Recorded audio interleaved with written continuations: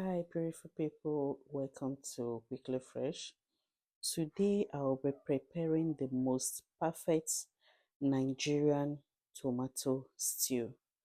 So, this Nigerian tomato stew is a flavorful, rich, and hearty dish that plays a central role in Nigerian cuisines. It is versatile, often used for base for other Nigerian dishes like jollof rice, rice and beans, for spaghettis, every other thing you can think of. So with this, we have so many things we'll be using to prepare this. So here is the meat I'll be using for this. So I choose to use chicken. If you have beef, assorted meat, goat meat, it goes with anything you can afford. So today I'll be preparing mine with chicken. So as you can see from the video, I washed up the meat using lemon and salt. This is me sprinkling salt, then I'll also add the lemon. Yeah, so this is me adding the lemon into the the meat that I'm washing. So after washing all of this, so I washed it up and allowed it to allow everything to go off. I mean the dirt, like wash like 2 times before adding other ingredients I'll be using for this. So after the washing, I went on to marinate the meat, to marinate the meat. Yeah, so this is me adding some spices. So I have some spices like the salt, the thyme, the herbs, yeah, mixed herb, seasoning cubes, cayenne pepper, oregano, paprika. So any of these that you're able to afford, just go ahead to add the seasoning as you like. So after all of this, I'm going to stir it up together. Yeah, then you can cover it up and allow it to settle for like few minutes so that the meat and the seasoning will be well marinated into the meat. So yeah, so let me go ahead to tell you more about this Nigerian stew. Yeah. So we use tomatoes, we use onions, we use red peppers, we use scotch bonnet pepper, and we also use seasoning and any oil. We can use palm oil or granite oil, any oil that you can lay your hands on.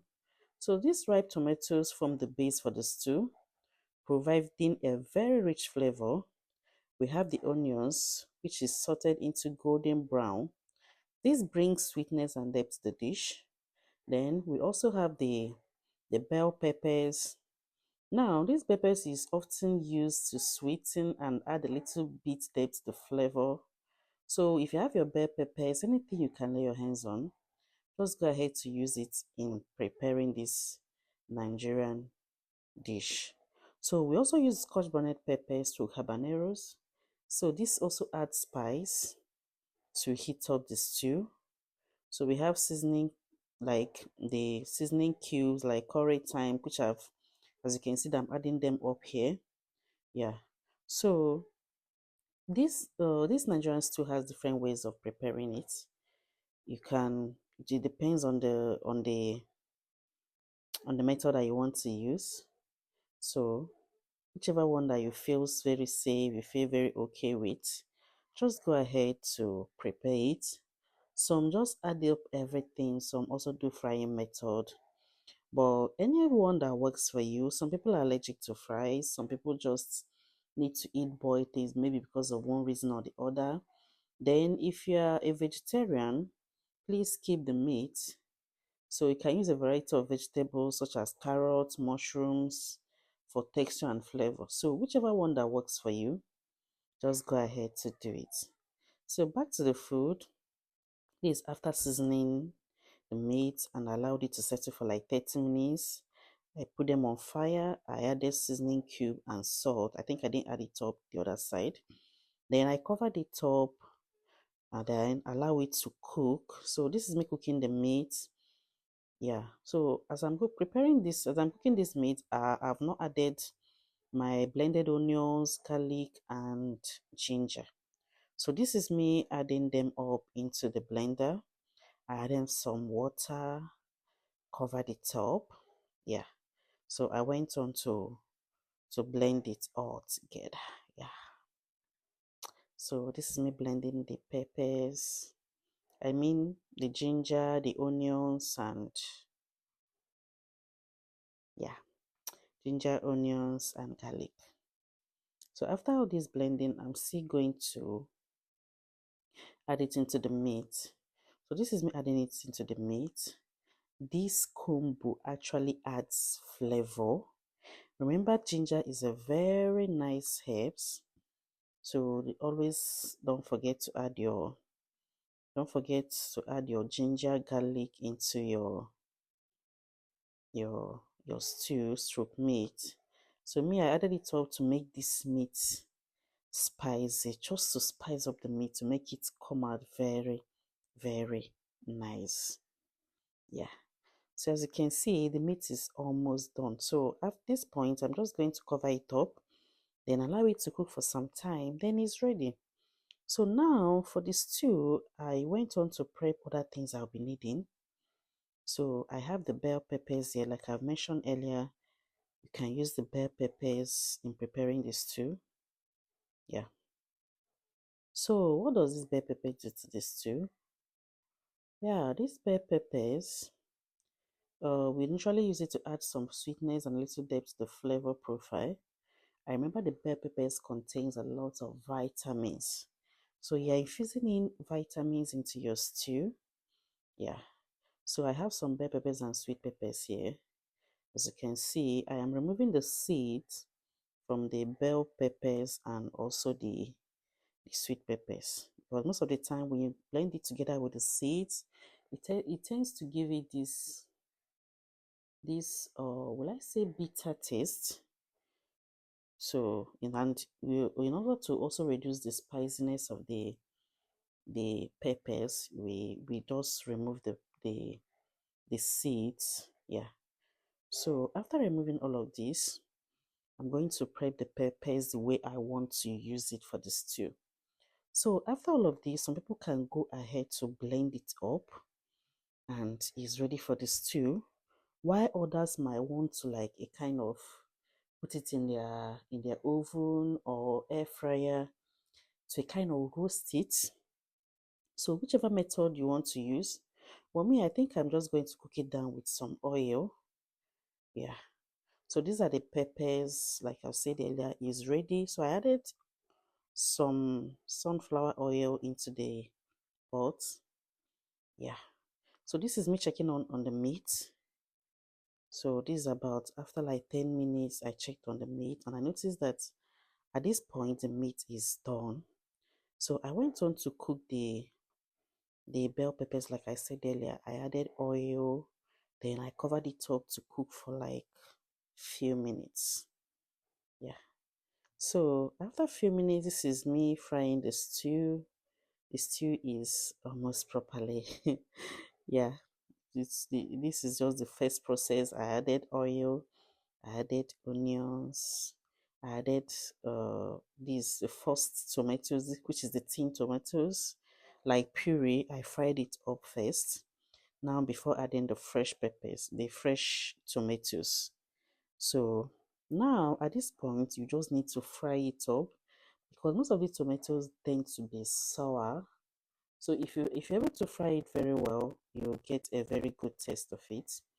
Yeah, so back to the chicken. I put it up in the air fryer, and after some time, this is the chicken and it's ready. So these are the bell peppers. I added some spring onions to it. Then I went on to blend it. Yeah. So all these things is to make your stew very flavorable. Yeah. So after blending all of these, yeah, the bell peppers are ready. And remember, the stew is also frying. I mean the tomatoes. So at this point, I'm going to check up on the tomatoes, and I can see that the tomatoes is a little bit fried. Yeah. To avoid the sour taste of it, a kind of tangy taste. So I added the bell peppers at this point, and I fried it up all together. Yeah, as you can see, this tea is already coming together. Everything is looking so good at this point. So I added scotch bonnet pepper, then I allowed it to fry. Yeah.